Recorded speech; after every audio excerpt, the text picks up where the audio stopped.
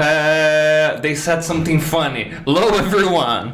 Welcome to one more episode of Talking Times. I'm very excited. This guy here, Paulo Crepaldi, he is quite the interesting fellow. You know, we're gonna talk about books, geek culture, pop culture, history, tinfoil hats topics. But right after the podcast intro. Roll the intro, G.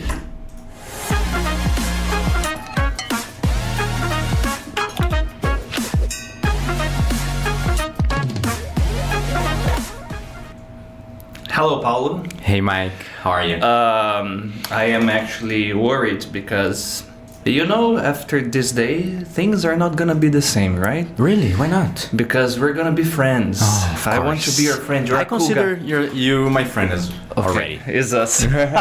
That's something I often say. Are you still feeling a little, you know? Yeah, a little bit nervous, I'm not Okay. gonna lie. So, you guys know what we're gonna do. We're gonna have an awkward pause, okay? It's very instrumental. We can do it right now. Okay, I think I'm good now. Oh, that was quick. It was quick. Man, Don't okay, worry. before we start, Paul, please introduce yourself to our listeners. Hey guys, what's up? Nice to meet ya. My name is Paulo, okay? Maybe after today's podcast, people will know me as the nerd teacher. Thanks for that, Mike. Okay. I'm 28 years old. I live here in Campinas, but currently I'm working at Times Osasco. I'm also a history teacher, too. Nice, so an interesting background there, man. Let's go with I ask this to every teacher that I talk to, because to become a teacher normally is an accident. You are doing something with your life, and then, well, this came up, and then I couldn't stop, because, you know, I love teaching. So how did you become a teacher, man? Actually, it was not something that I was planning to do, to be honest, you know. But I was in high school, you know, and there was this pressure upon my shoulders to choose a career, to choose a college to attend, you know. And I started thinking, what am I good at? You know, what can I do? What do I like? And to be honest, I had no clue about any of these answers. Yeah, you know? Still figuring out. Yeah, exactly. It's too much pressure, you know? Yeah. Only 17 years old, you have the whole life ahead of you. So I started thinking, what am I good at? What do I like to do?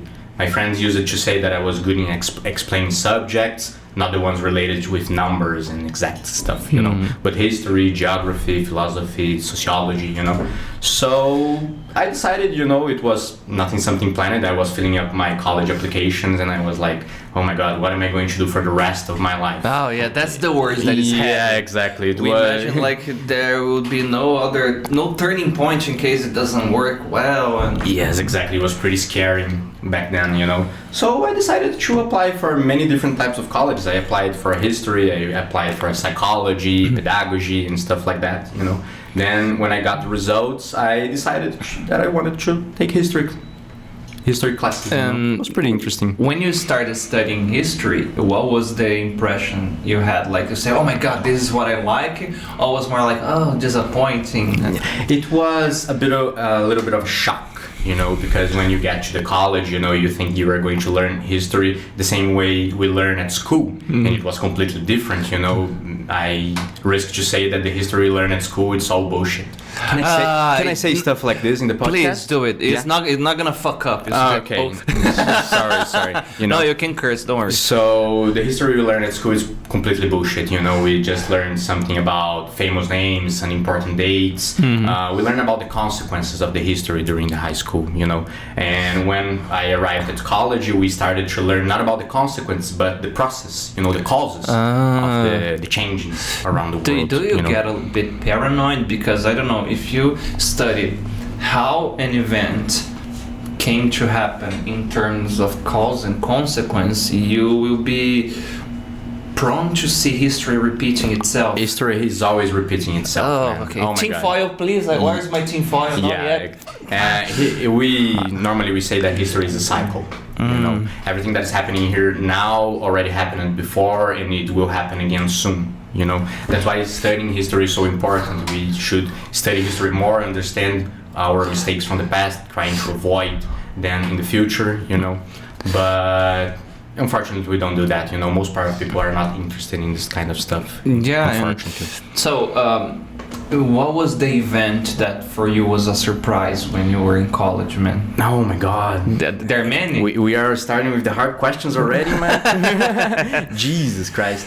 I think the most shocking stuff you like in college history, we don't learn about important figures, you know. We learn about common folk. We learn about the human condition. Right? Damn. And not about only one guy in a random year did something. No, we learn about the process itself, you know. Why did he do this kind of stuff and what led him to do this? You know, it's pretty interesting, you know. It's different from, in the school we learned, for example, that the United States independence happened in 4th of July 1776, for example, you know. But the whole process started like 200 years before that. 200 years before? 200 years? Yeah, exactly. Since the beginning, the United States was prompt to get its independence, you know. And in school, we learn about some specific events that happened, you know, not the consequences, the causes of it, you know. And it seems like it's something that happened out of nowhere. But history, it's never, right? Yeah, it's never out of nowhere. History, it's a process, you know. It's a long process that is happening right now. You know, it was happening yesterday, it's happening right now, and it will continue happening tomorrow. Man, that's very interesting. I asked you specifically that because sometimes it's difficult to find a source that you can trust, and that's my whole issue nowadays. Because, for example, I saw this happening with Abraham Lincoln. Some people say he was a douche, some people say he was a hero, and people like...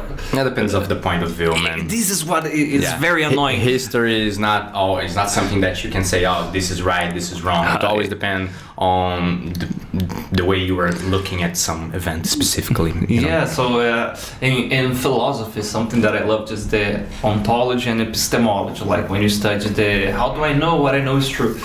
And it's all about how do I know that whatever I'm reading in a book, because it's a book, it can be tendentious, right? Yeah, we tend to see like, oh, I read in a book, so it's probably right, but it could be a historical fake news. Who wrote the book? Exactly. You know, what this person had in mind while writing the book. You know, what kind of reference did this person use? So it's a little bit deeper than that. Yeah. You know? Okay. Before we dive into the other interesting stuff, the whole Brazilian independence process was another thing that got me a bit frustrated too. Yeah, I mean, in school we learned that independence. Yeah, exactly. You imagine, like Game of Thrones scene. It was a very cinematographic scene, you know, and something that it was really honored, and it was something that. But it didn't happen like that, you know. We didn't. I mean, the powerful people back then, they didn't want to get independent, you know, from Portugal especially, because they didn't have interest in, you know, our independence was a political move too. Yeah, it was a political move, you know. Oh my God, I cannot see this. It had England's fingers on it. Okay, you know? So I like it because we're treading on a line here, close to the conspiracy thing. But this is nice, great stuff, man. We're gonna have some nice cuts already, you know. Okay, nice. You mentioned United States, right? Yeah. And did you study part of the country's history in college? A little bit. You know, in the history college, you know, we study a little bit about general stuff. You know, we had classes about Brazil, and we have classes about different periods of Brazil. You know, the colony period, the empire period. The same thing as the United States. We learn sometimes about the colonization, and we learn sometimes about the process of expansion to the West. The independence, 20th century, you know, the big influence the United States had all over the world. They still have this influence, you know, they are losing a little bit right now. Yeah. Of course, they are not in the best moment they ever had, but, you know, we learn a little bit about everything, you know. After that, if you want to specialize in something, you can go deeper in the subject and study a little bit more, having other references and stuff like this. I was asking that because I thought, has any movie got it right, or is almost impossible? Because it's almost impossible, you know. I mean, there is a very interesting movie, you know. It talks about Martin Luther King's history, you know, and it was considered the most accurate historical movie ever, you know. But most part of them, they are romanizations, you know. Yeah, they didn't happen that way. People don't want to know what really happened. Yeah. They want to get a version that is more, you know. Exactly, and you know, if you want to put years of history in a 2-hour movie. It's almost impossible, you know. Yeah. It would be very boring, very dull. Yeah. Or then they would do something like without any type of emotional connection with the audience. Of course. Yeah. And to be honest, we didn't know exactly how it happened. Right, we have some sources, we have some idea, of course, but nobody was there to see with their own eyes. You know, no directors and actors were there to really coming from somebody who studies the thing. That's fascinating to hear, because it's like everything we know now is kind of somebody told the story, somebody wrote the story. So, like you said, you can become a little, how do I know this is true, or the person wasn't lying, or biased, you know? Okay, interesting. When you went there, right, to United States? Yeah. I spent almost a year there. How was the experience for you, man? It was pretty crazy. I wouldn't like to come back, to be honest. Really? Yeah, no, people say the opposite. I had my time with the United States already. You know, I spent a good year there. I met many people from different countries. I could develop my English. You know, I built a lot of networking. I studied a lot. I worked. I traveled. But nowadays I am looking forward to go to other places, you know. My experience here traveling to South America was better than my experience traveling to the United States, for example. Interesting. You know, the people who have classes with me, they know that I'm not a big fan of the United States. Right? So in the alien movies, you normally root for the aliens. No, of course. I am always looking forward the scene where the White House is exploded, you know. Go Godzilla. Yes, exactly. Okay. I hope the president is there right now. Nice. And man, when you got there, did you have any cultural shock regarding of how they live, how they are, or was basically what you were expecting? Man, my experience there was pretty similar to my experience here in Brazil, you know. I am poor. I'm a poor guy, you know. I went there, I was broke, you know. The college paid for all my expenses, you know. I had to work part-time in pubs, cleaning stuff. So my American experience, you know, it wasn't the American dream people are used to think about. It was a realistic immigrant experience. Exactly, it was. I used to live in a Mexican neighborhood, you know, it was a poor neighborhood, and people there were struggling a lot. Especially, it was in the middle of Trump's government. You know, I don't know if you can talk about politics. You can, don't worry, man. It was terrible, you know. If you say something polemic, it's gonna be a nice cut. Okay. Or we can just remove polemics. the episode. Everyone loves polemics, right? You know, but interesting enough. Is like what we were talking about the Fallout show. That you have a version of reality in a bubble, and when you, like the protagonist, without spoilers, okay, don't worry guys, when you go to the real world, it's like, oh, it's not what I was imagining. Yeah, exactly. And the North American people, they are like this, you know, they live in a bubble. We need to be completely honest, you know, especially the middle class, the upper classes, you know, they really think America is the greatest country in the world. And to be honest, being poor in the United States is way worse than being poor here in Brazil. Oh, you know? Imagine the United States is a good country if you have money to, you know, sustain your lifestyle. But what about the countries in where have you been in South America? I spent most part of my time in Los Angeles. Okay. Los Angeles, you know, but in the last months I was there, I could travel a little bit to another states, you know. I visited Washington, Boston, Maryland, I visited Seattle, San Francisco. You know, did you go to the Grunge Museum? Yes, I went to the American football. I went to the Rock and Roll Hall of Fame. Nice. You know, Seattle for me is a city I would like to visit because of Kurt Cobain. The whole story about that. The grunge scene was born there. Yeah. What about the other countries you mentioned in South America? Yeah, you know, I traveled a little bit. You've been around. Yeah, I've been around here in South America. You know, I have been to Paraguay, Uruguay, Chile, Peru, Colombia. You know, Argentina. Quite the traveler, man. Nice. Yeah, I like to travel. You know, I would like to have more money to travel more. You know, actually, currently I am saving some money to go to Asia. It's my dream I have. You know, not going to Japan, China. I want to go to Cambodia. You know, so Why Cambodia?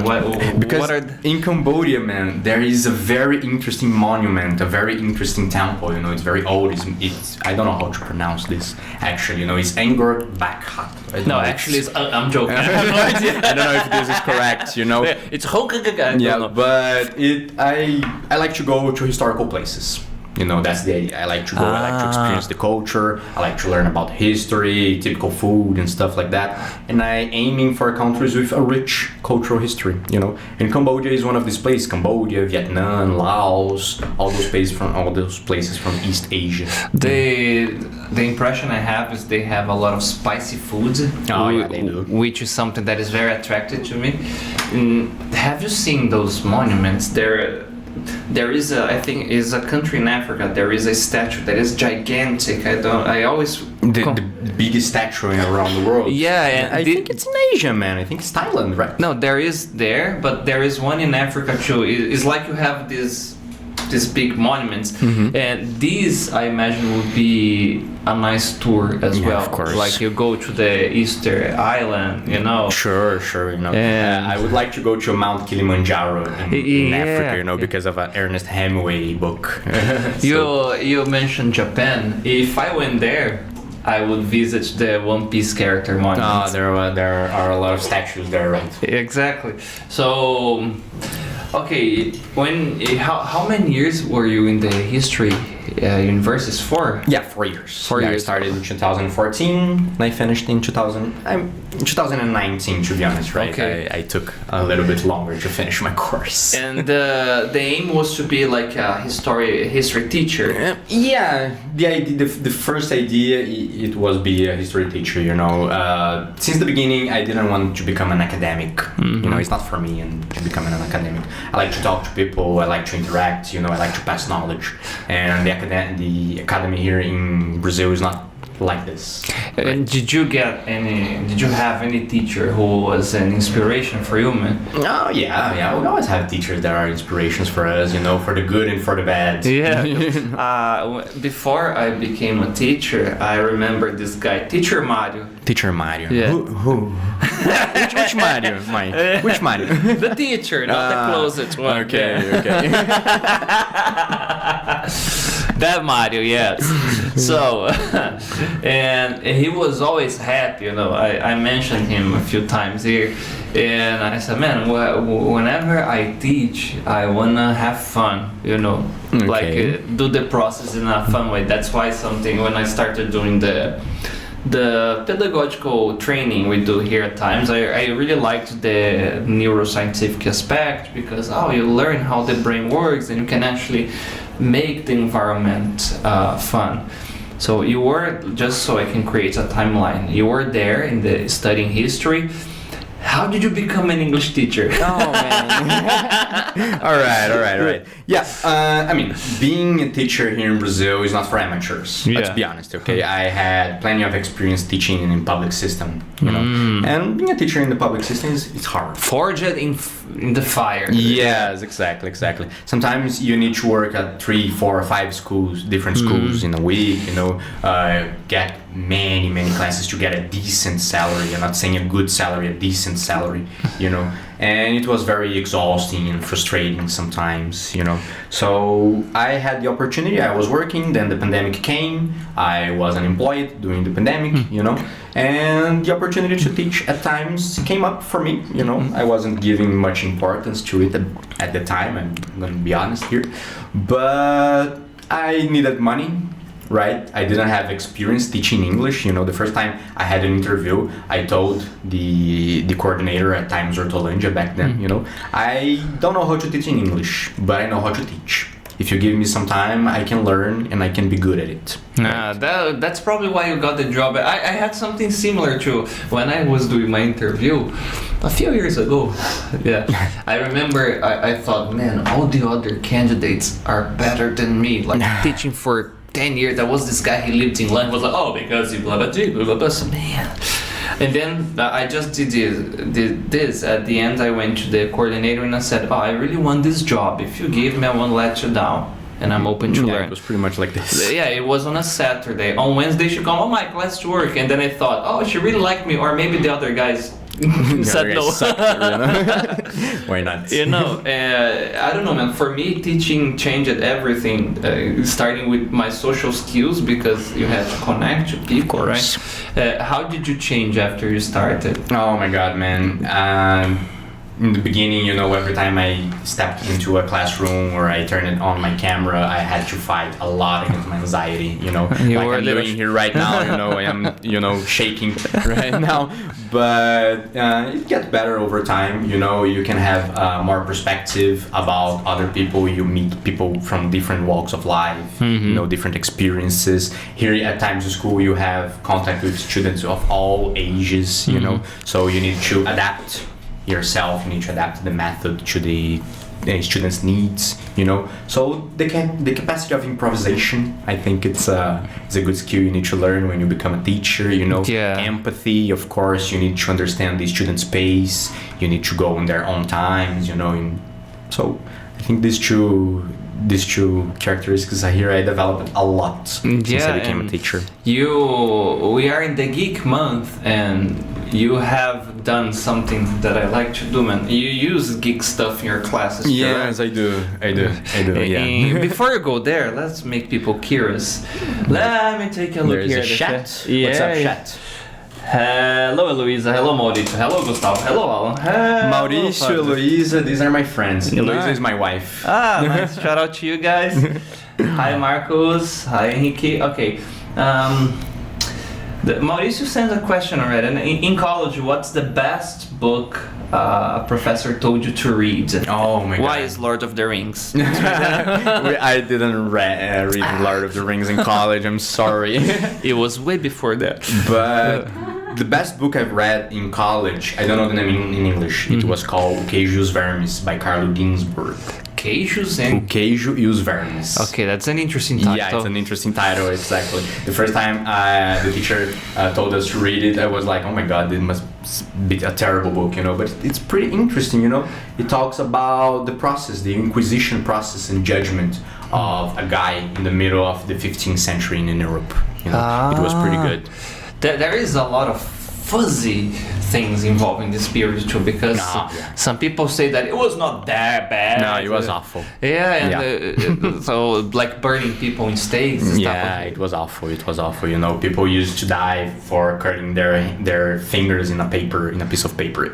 So people used to treat disease putting dirt in your cut. Oh man, I wonder why the lifespan was not that long. Yeah, people used to live like if you were 25 years old, you were considered an elderly already. So, yeah. Oh my God, so I'd be ancient. I would be burned because you're too old to die. Yeah, something like this. Yeah, sorcery, like that. Kill the monster. Exactly. Oh, you made some tea, because you were a little bit anxious. Oh, a witch. You talk to cats. Exactly. And I talk to cats a lot. I love my cats. Yeah, me too. Oh, you have pets too? Yeah, I have a cat. Her name is Astrid. Astrid. Yeah, Astrid, because of How to Train Your Dragon. Nice reference. Yeah. Nice. I had one, but it lives with my parents for obvious reasons. That she loves my father. Yeah, I see. Yeah. When I adopted the cat, I gave the name of Mia. Not because of the actress, it's because the cat didn't meow. And then, funny enough, say, okay, your name is gonna be Mia, and now the cat meows a lot. Okay. All right, so let's go to the things you use in classes.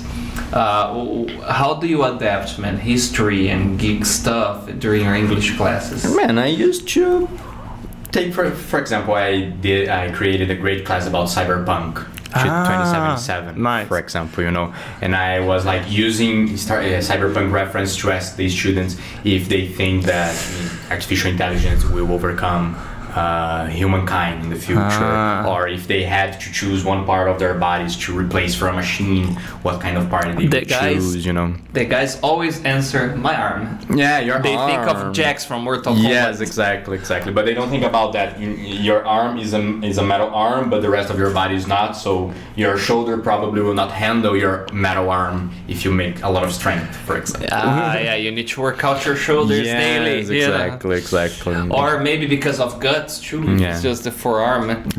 Or maybe if you replace all parts of your body for machines, will you be still a human, for example? Oh, that's the Theseus paradox. Yes, exactly. The ship, right? If you replace all the tables, it will be the same ship.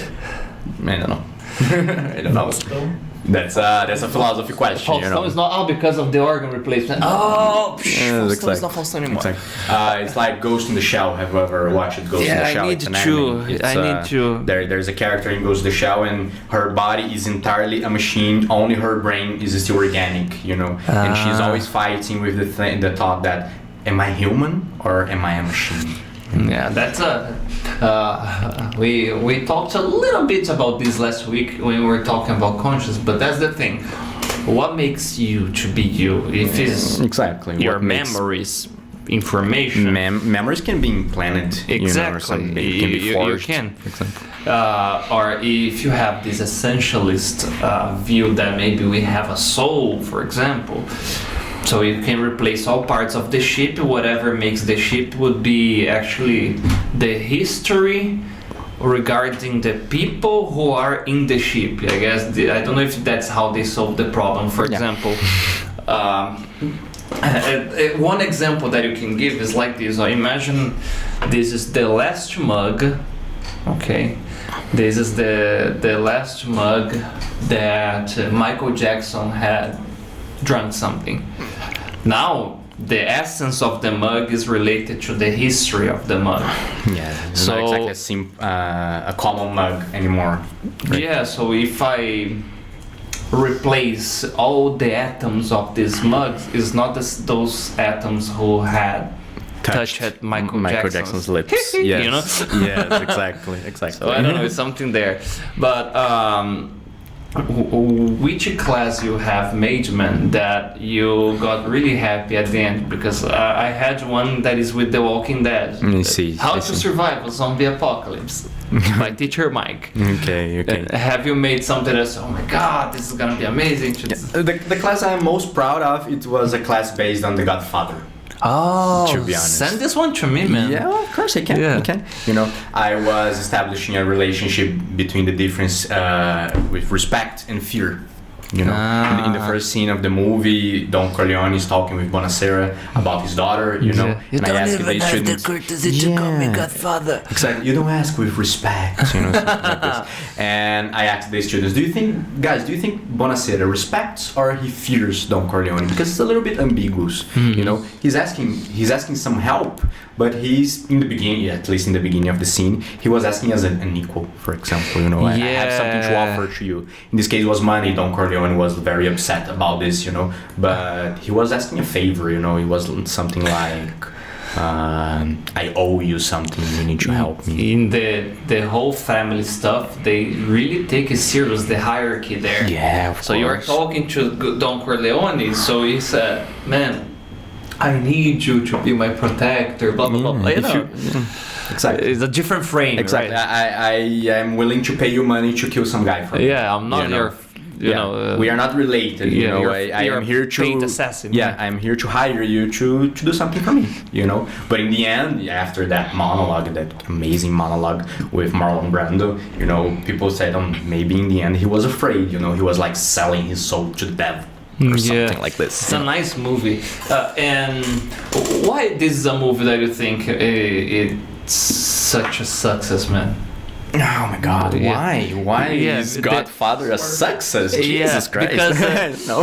Because when we were talking about the heroes, like good characters, bad characters, some people don't get it. Why some things they get loved so quickly? What are the things about the movie that you like, for example? Oh man, I don't know. I like the characters. The characters, they are very well developed. That's one thing there. Yeah, the acting is pretty good. It's amazing. Marlon Brando, Al Pacino, Robert De Niro in the second one, for example. The plot is amazing. It's based on a really successful book in the United States by Mario Puzo. The movie is technically perfect. The dialogues are perfect. The camera work is perfect. The photography. So it's a classic. Some movies are unanimous. You know, they are classics. You know, Yeah. you get the Godfather 1 and 2. The third one is not so good. Yeah, the right? third for me is just like Yeah. it's like a spin-off. It's like it's a something filler. like this, you know. But Lord of the Rings, the trilogy Lord of the Rings, this they one are for me, classic, you know. masterpiece. Nobody contexts. You know, if you say, "Oh, Lord of the Rings is my favorite movie," everyone will say, "Okay, fair enough. You know, good choice." If you say that your favorite movie is God of War, everybody will agree with you. So some of these movies, they are born to be classics, I guess. So that's the idea. And When I watched The Godfather for the first time, I was a teenager. yeah, me too. So I enjoy it, but not that much because teenager. So I didn't pay attention in all the depth that you have there. I like it, the violence. Yeah. I like it like what have they done with my boy? You know? exactly. The horse things. Whoa, these mob guys, they're really badasses. Yeah. But then, I don't know, after I rewatched it as an adult, I said, oh, the whole concept of the in and out group, the family stuff, the honor, and blah, blah, Their blah, blah. relationship, you know, Fredo, his motives, you know. In the first time you watch the movie, you just hate Fredo, you know. But Yeah. after some times you have watched the movie, you start understanding his point, you know. He was Yeah, man, and you have the thing, when Michael appears, he's like this war hero, right? yeah, he was the good guy. Exactly, and this for me after watching that as an adult, I said, you see the whole transition that they have copied with Peaky Blinders too and other shows. You see the hero becoming maybe not that much of a hero. I will not give you spoilers about The Godfather, okay? Don't worry. But you see this development, and for some people you could even say, oh, he has done some criminal stuff, some monstrous stuff, and this is what makes the character so interesting maybe. Yeah, but the thing with Michael is that he knew all the time. He wanted to be that. Yes, exactly. You know, he knew who his family was, you know, who his father was, his brothers and sisters and stuff like this. He knew what kind of job they used to do, you know. And the family business. yeah, the family business, you know, exactly. Do you prefer the first or the second, man? I prefer the second. I don't know why, but me too. Yeah, Maybe the it's second. because of the development. The second's pretty good, you know, because in the first movie, Don Corleone is the main star, Yeah. of course. And watching his history after that in the second movie, it makes the character more relatable. You know, it develops a lot his personality. Yeah. Why does he do what he does? You know. Did you watch the Peaky Blinders too? Yes, I watched it. I haven't watched the last season yet. Oh, nice, Yeah. nice. Mm, No sorry. spoilers too, Yeah. but And yeah. the last time I watched it, Tommy Shelby was getting crazy. It's a nice, interesting moment. I cannot watch Peaky Blinders without going back to the Godfather references, you know. All right, going to movies, man. What are your top 3, man? Movies that you really enjoy? Jesus Christ! Does it have to be in order? No, is No? Lord of the Rings in the list? No, it's not, man. Okay, Sorry. so I'm curious. No problem. It's not. Sorry. Matrix, the first one. Yeah, that's an amazing one. Matrix, the first one. Lost in Translation by Sofia this Coppola. movie's genius, man. Okay. And Howl's Moving Castle. It's a Ghibli, Studio Ghibli movie. Yeah, these ones are the ones not I this have. one here exactly, you know, another one. But these are my top 3, I think. I don't know in which order. I cannot choose. I cannot pick. But I think these are my 3 favorite movies right now. You know, sometimes shift. Matrix has been my favorite movie for a while now. For many years, of course. No, it's amazing. And you mentioned Lost in Translation. This movie is so unique, man. It's very subtle. Yeah, you know? exactly. It's very emotional, you know. It makes you feel things that are very subtle, you know, and you don't know exactly what you're feeling, you know, but you know that you're feeling something. Exactly. So Every time I watch this movie, I do something. Let's see if you've done too. I create in my head what she says at his ear, you know, at the end. yeah, of course. Oh, okay. Of course. And I don't know. I came up with such a cliche thing, like you know, he goes there and he says something. Like in my head, he says, "Oh, we're gonna meet again. Everything's going to be fine. Don't worry." Yeah. You know. What do you think he said? I think he said, "I'll miss you." Just that? Yeah, I'll miss you. You know, he knows that they will never meet up again. You know, he knows that their relationship, let's put it this way, it's fated to go nowhere. You know, it's something that is very casual. It's something that will happen that moment, and then it will be forgotten. No, I don't think it will be forgotten. You know, I think they will just remember in kind way. So okay, I think you're think about something. My ending was more Disney in my head. Not the ending, I mean the thing that I imagined. Okay. Oh, there's something in the chat here. Oh, that's a good one. My second time here, Arthur. Okay. You're welcome, man. Shout out to you. What's up, Arthur? Okay, Arthur, your time is coming. Claudio posted that. Nice.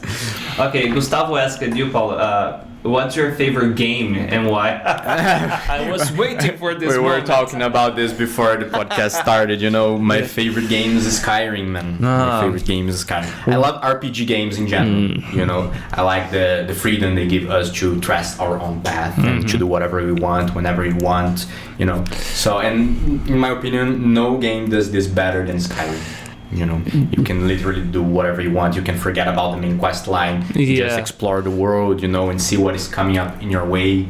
So, Skyrim is my favorite game. For me, the whole thing was the medieval appearance of the game and dragons. I like dragons. Who doesn't? Yeah, and then, man, it's a one-way road. If you have never played, imagine you're playing like Grand Theft Auto, but medieval with fantasy, vampires, werewolves. But it's way more complex than this. Yeah, right? It is. This is just a, you know, just to get them hooked. Yeah, GTA is very popular. And exactly, that's the thing.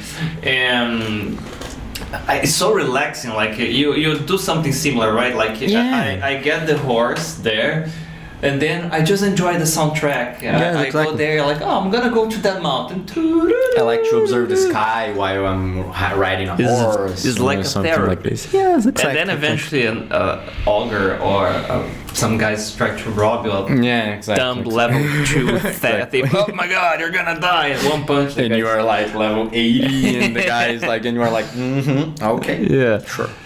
And yeah, this is a game that changed. You mentioned that the Fallout has a similar vibe. Yeah, Fallout has a similar vibe. Yeah, has a similar vibe. You know, you can just explore the world and see what's coming upon you. You know, it's pretty relaxing. You know, it's like it's a game that you should invest a little bit of your time on it. You know, but if you play like 20 minutes a day, 30 minutes a day, it will be as fun as if you were playing like 10 hours. You know, that's pretty nice. Good. Yeah. In the moment, I'm playing Shadow of Mordor. Okay. And I'm doing the same stuff. I only do the main quest when it's requested for me to get a new skill or a new item there.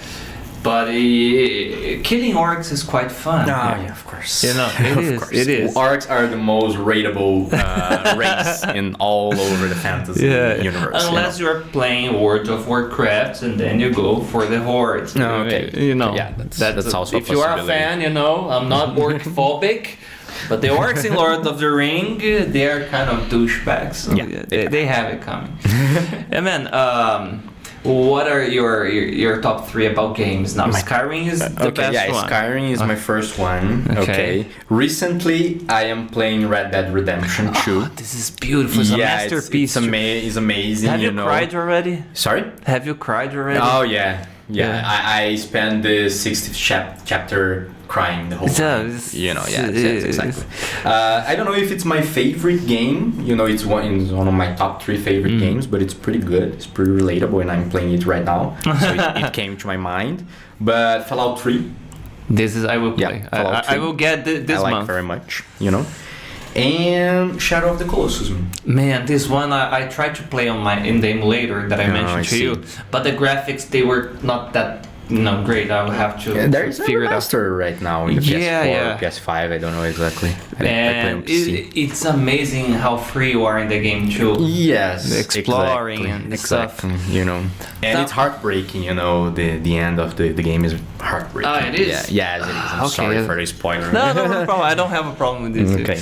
I enjoy the path. you know. Yes. You need to enjoy the journey, you know. Yeah. The end of the journey is a consequence, you know. Yeah, that's a nice thing to One say. piece is the friends we make in the way. Right? Exactly. Now let's try to explain for people that are out of this geek nerd world. You can help us too, Mauricio. No, you choose it. Why adult people enjoy playing games, video games? Because some people have, believe me or not, they are still out there, but they imagine that it's just a face. This guy it's a with childish a Star Wars hobby or T-shirt, something like this. It's just a face. Yes. No. So if you had to sell, you know, the idea of playing games, and what would you say to someone? Are you tired of your dull life? Go play video games, man. Go play video games. You can be whoever you want. You can do whatever you want. You know, you can forget about all of your problems. And this is very powerful. Yeah. You are in the moment. You have fun. Yeah. And I asked you about crying in the games because the first game that I literally cried, I was sobbing. It is a game from PlayStation 1, I guess. It's Vandal Hearts 2.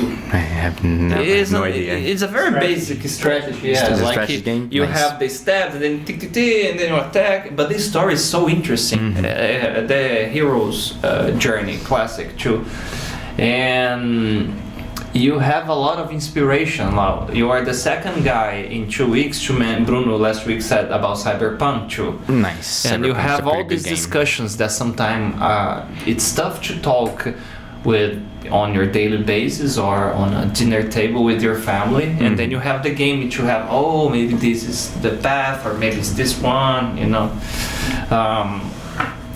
Is a source of inspiration. Sure, in a way, of course. you know? Of course. I haven't asked you this, but when you play Skyrim, are you what's the character that you build? You build like the cat, the Norse, Normally I like the Khajiit. Yeah, those big cats. Has they're- goods if you they're have pretty- wear. No, has wear if you have coins. Yes, exactly. They are the merchants. Yeah. You know, and I think their history is pretty good. You know, they are not allowed in the main cities of the Moonshine. the game. Never heard of it. Yes, exactly. And they have a pretty interesting ability. You know, they don't have to use weapons if you don't want. You know, you can use it on your hands. You know, your claws. I think that's pretty good. But normally I play the Khajiits, you know, or the Dark Elves. They're cool too. Yeah, they're cool too because they are good to make a mage build. You know, I like the Khajiit to make the stealth archer build. Yeah. Pretty good, too. I am a walking contradiction because I sometimes make a guy similar Conan because I really like Conan. Nice. But Great looks. Looks. I do that thing, you know. I want to be good in every possible aspect, but I like to start with archery and then stealth too. Okay. Yeah. When you have to go to the farmers, See, and then you go there and like. Yeah, man. they don't see what's coming, you know, they just died already. Yeah. I like to go to a place, you know, and kill everyone but one farmer, you know. And in the last farmer, I review myself, you know, and he starts to look desperate. Where are my friends?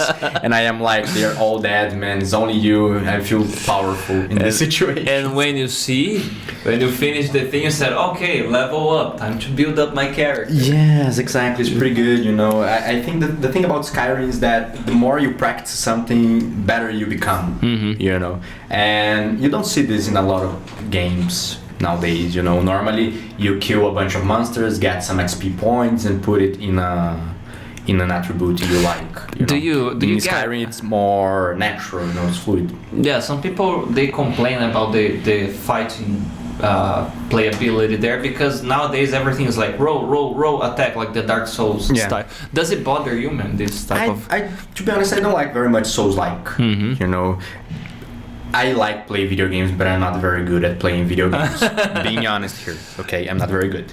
So I know my limitations, all right? I tried to play Dark Souls 2, and I was terrible. It was frustrating for me. I used to die a lot for the weakest character, the weakest enemies me too. in the That game. first bridge that you have some skeletons shooting. Yes, exactly. I couldn't pass. It's like I get confused because you need to be very fast. You need to roll, attack, and you need to pay attention to your stamina. And for me, it doesn't work like that. I like to be powerful. That's another thing you get there.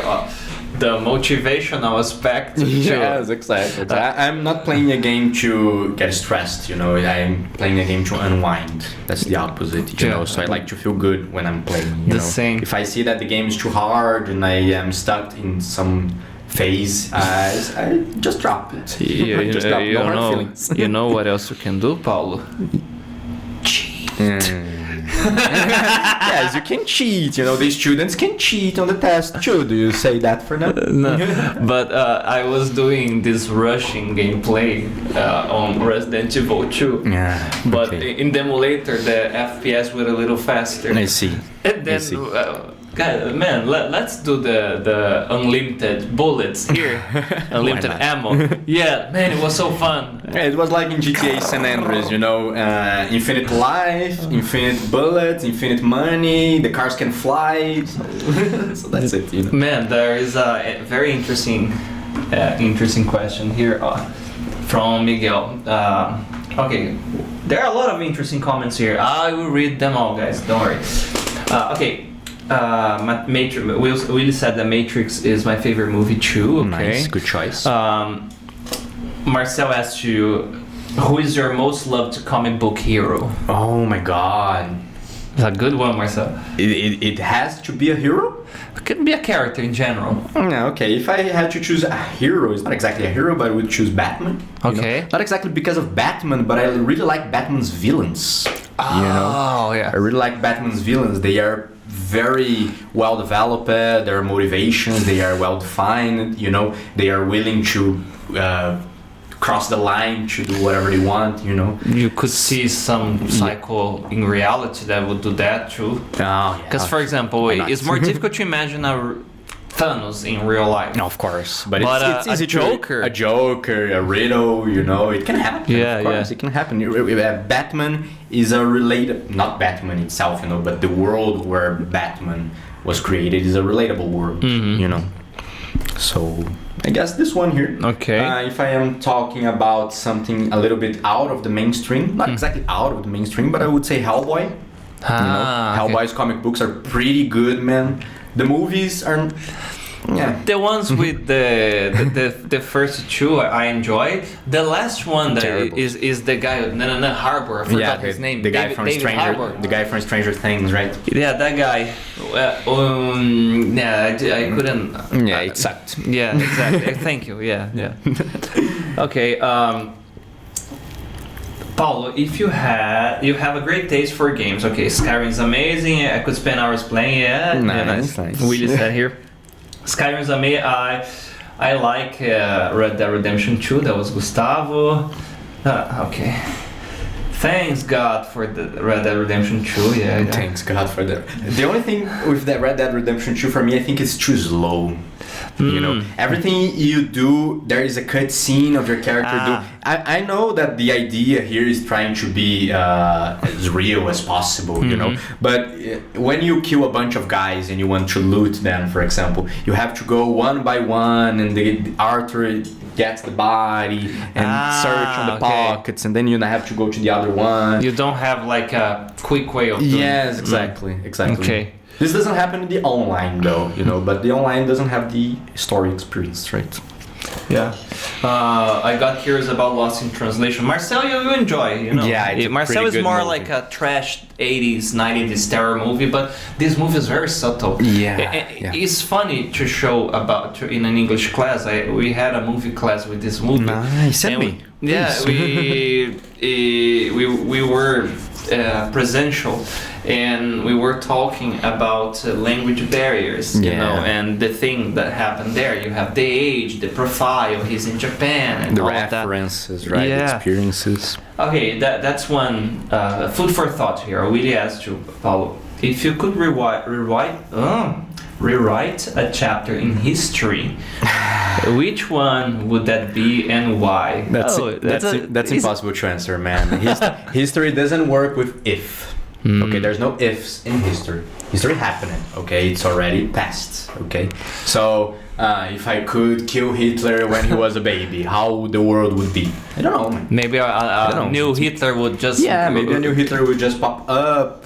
Maybe the world would be like those religious pamphlets where people live in the Eden, right?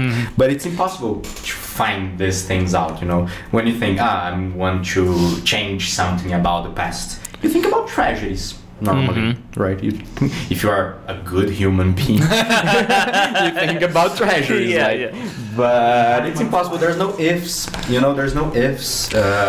History is not speculation. Okay, history is not speculation. It's the study of facts. Something that you said that was interesting is that the way you study is always like whatever happened that culminated in that event. Yes, exactly. So it is like it would be rewriting the whole way the universe works. Exactly. And history, man. Normally when people think about this, they think history about a sequence of facts. You know, this happened, and then this happened, and then this happened, and we don't pay attention to what was in between this. You know, so if you write only one fact, what will happen with the whole process that happened before? Yeah, it's the whole flashpoint. Yes, exactly. The flashpoint paradox. Exactly. If you kill your grandfather, if you come back in time and kill your grandfather, what will happen? Nothing, probably. You know, because just create another timeline. Yeah, exactly, something like this. By the way, you know, you're not that big fan of a Marvel, but not so much. But the Loki timeline stuff was actually interesting. The way they did it. The TV show? Yeah. I haven't watched. Yeah, sorry. I stopped it in Avengers, the last Avengers. I don't know. You haven't missed much. Yeah, don't worry. I watched it just because I wanted to know how it would end. Okay. You know. Yeah. But I don't like very much.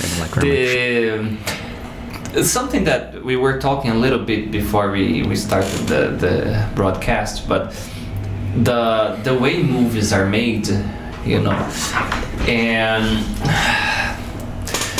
seeing in a historical perspective, a lot of the movies are made for a type of propaganda, right? Sure. Like, let's go back to what we were talking about, for example, James Bond. Yeah, 007.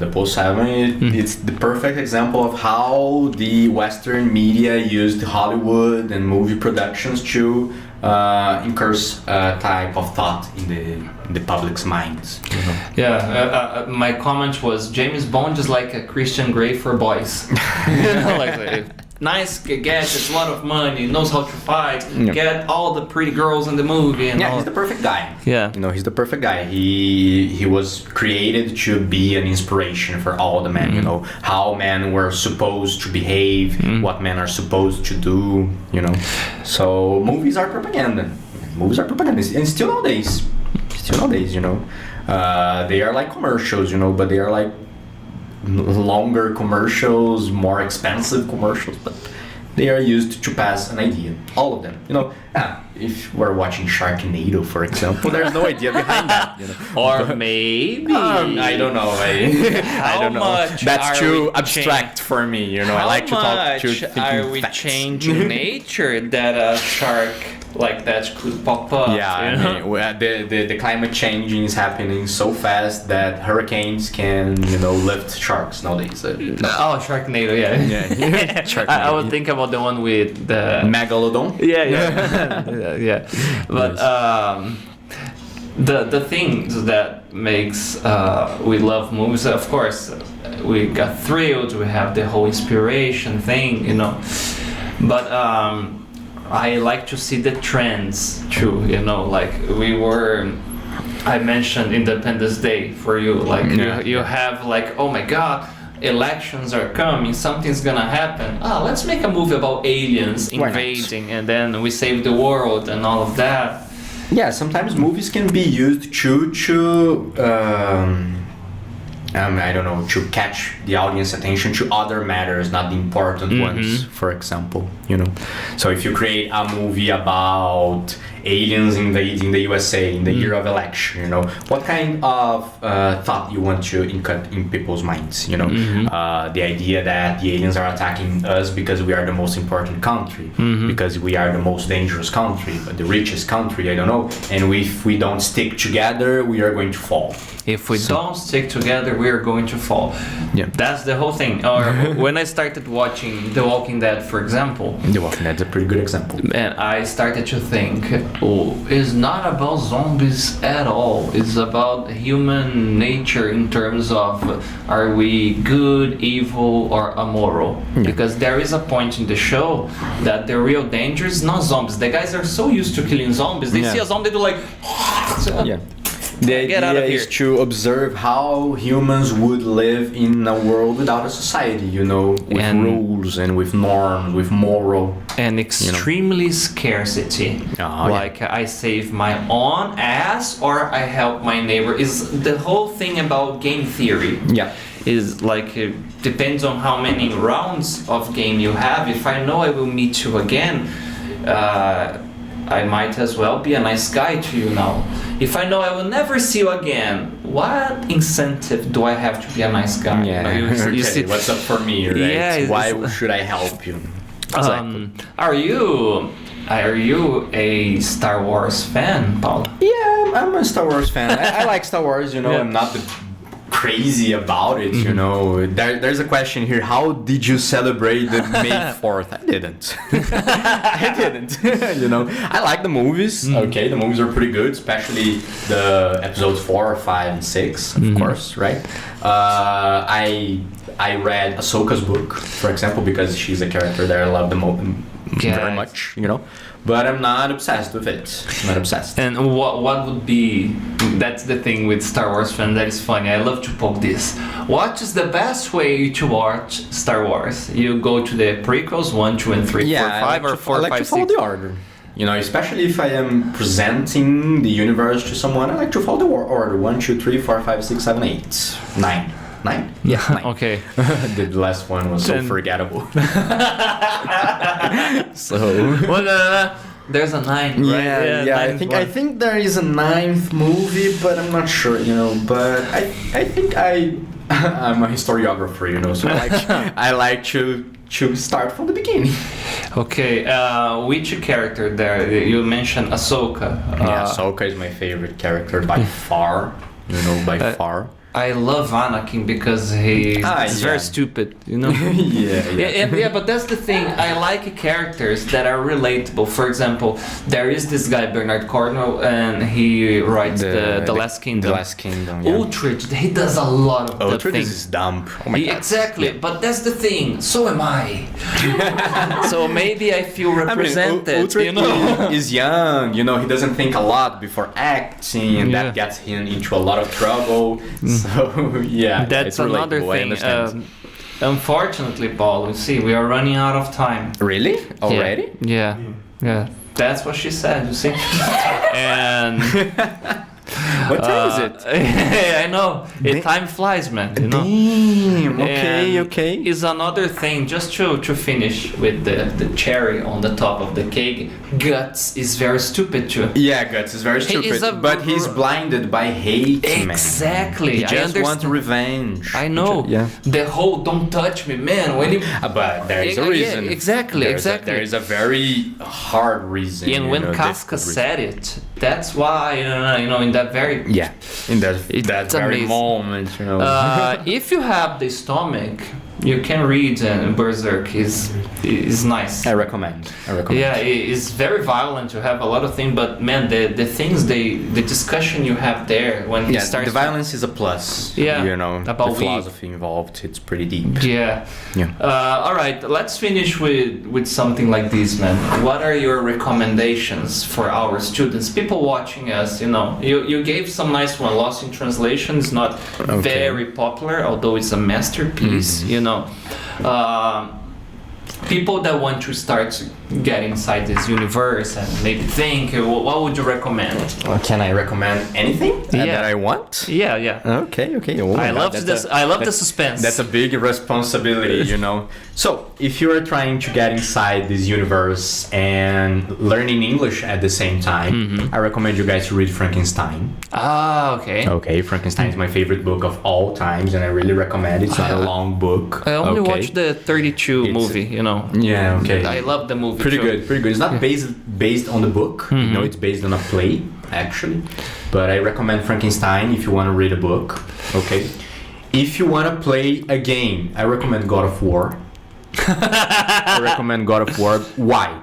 Because God of War has an amazing gameplay, an amazing story, and it's fun, you know, just walking in a straight line, killing a bunch of monsters. Hack and slash is the simplest to start to. You just have to press buttons. Yes, literally. Exactly. And the story is pretty good. Actually, I started learning English because of God of War. Nice. You know, yeah. I was playing with my cousin when I was 12, 13 years old, and I couldn't understand what was happening there, and it was really bothering me. So I started learning English because of God of War, right? I am trying to put it here together, some stuff that are relatable with the geek universe and learning English. Nice. Okay.